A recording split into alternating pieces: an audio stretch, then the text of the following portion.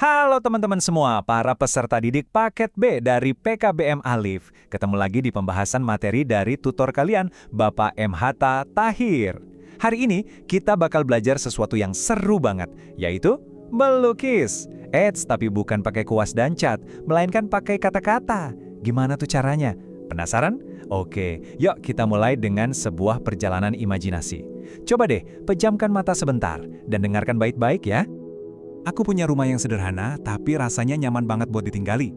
Letaknya itu ada di lereng gunung, pas banget di depan jalan yang menuju ke gunung. Terus di sebelah kiri rumahku ada sebuah masjid yang lumayan besar. Rumahku ini punya 2 lantai. Nah, baik lantai 1 maupun lantai 2, catnya sama, warna putih gading, sementara kusennya warna coklat. Pintu rumahku juga sama, warnanya coklat. Kombinasi 2 warna ini tuh bikin kesannya jadi minimalis, nggak terlalu mencolok. Kalau kita naik ke lantai 2, di sana ada 2 kamar sama 1 balkon. 1 kamar punyaku, 1 lagi punya kakakku. Nah, aku paling suka banget nongkrong di balkon, soalnya pemandangannya indah sekali, langsung menghadap ke arah gunung. Oke, sekarang boleh buka matanya lagi. Gimana? Kebayang nggak rumahnya kayak apa? Ajaib ya, gimana bisa kata-kata yang barusan kita dengar bisa menciptakan gambaran yang begitu hidup di kepala kita. Nah, itulah dia kekuatan dari teks deskripsi. Sebuah seni buat mengubah kata jadi sebuah pengalaman. Rahasianya itu ada pada cara penulisnya memakai detil-detil kecil buat ngebangkitin imajinasi kita. Inilah yang kita sebut sebagai teks deskripsi. Kuncinya ada di definisinya. Jadi, menurut Kamus Besar Bahasa Indonesia, deskripsi itu intinya adalah penggambaran suatu objek pakai kata-kata yang jelas dan terperinci. Tujuannya itu bukan cuma sekedar ngasih tahu, tapi bikin kita yang baca seolah-olah ikut ngeliat, ikut dengar, bahkan ikut ngerasain sendiri. Keren kan? Jadi kita seakan-akan diajak masuk ke dalam dunia tulisan itu. Nah, setelah kita paham apa itu teks deskripsi, sekarang waktunya kita jadi detektif. Kita bakal coba bongkar kerangka di balik tulisan yang keren tadi. Karena, ya, setiap cerita yang memukau itu pasti punya struktur yang kokoh di baliknya.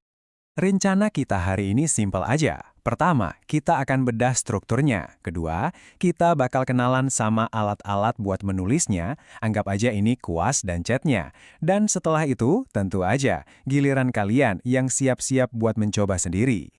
Pada dasarnya, teks deskripsi itu punya 3 bagian utama. Gampang kok ngingetnya. Pertama itu identifikasi, ini semacam perkenalan umum tentang objeknya. Kedua, deskripsi bagian. Nah, disinilah semua detail serunya diceritain. Dan yang ketiga, ini sifatnya nggak wajib, yaitu simpulan atau kesan dari si penulis.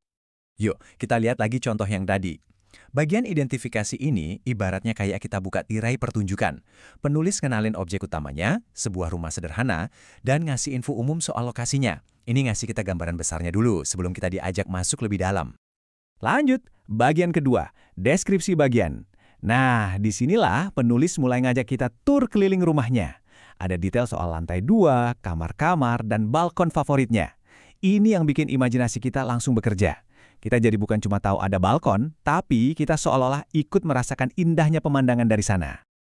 Dan ini dia bagian terakhirnya, simpulan atau kesan. Penulis nutup ceritanya dengan mengungkapin perasaan pribadinya tentang rumah itu. Kata kunci nyaman di sini seakan merangkum semua detail yang udah diceritain sebelumnya. Inilah sentuhan personal yang bikin tulisannya jadi terasa lebih hangat. Oke, kerangkanya udah dapet nih. Sekarang saatnya kita pilih kuas dan cat yang pas. Dalam menulis, yang namanya kuas dan cat itu ya gaya penulisan dan pilihan kata yang kita pakai. Ini yang bakal bikin tulisan kita jadi benar-benar hidup. Jadi, pas kita mau mendeskripsikan sesuatu, ada 2 gaya utama yang bisa kita pakai. Pertama, gaya objektif. Ini tuh netral, berdasarkan fakta aja. Contohnya, rumah itu punya 2 lantai. Titik. Lalu yang kedua, ada gaya subjektif. Nah, yang ini penuh perasaan dan opini penulis. Contohnya, rumah itu tampak megah dan indah. Keduanya punya fungsi masing-masing dan sama-sama penting. Dan ini dia beberapa alat paling penting di kotak peralatan kita. Pertama, kata sifat, kayak indah atau nyaman. Ini buat ngasih kualitas. Kedua, kalimat yang ngelibatin panca indera, biar pembaca seolah-olah bisa mencium wangi harum atau dengar deburan ombak. Dan ketiga, pakai kata khusus. Misalnya jangan cuma bilang bunga, tapi sebutin mawar, melati. Ini bikin gambaran jadi jauh lebih tajam. Nah, sekarang kalian udah punya semuanya. Kalian udah punya kerangkanya, udah punya alat-alatnya juga. Artinya apa? Artinya kalian udah siap buat mulai melukis dengan kata-kata. Yuk kita lihat langkah-langkah praktisnya. Prosesnya sederhana kok. Pertama, tentuin dulu objeknya. Pilih sesuatu yang emang menarik buat kamu. Kedua, amati objek itu secara rinci. Pakai kelima indera kamu buat ngumpulin detail.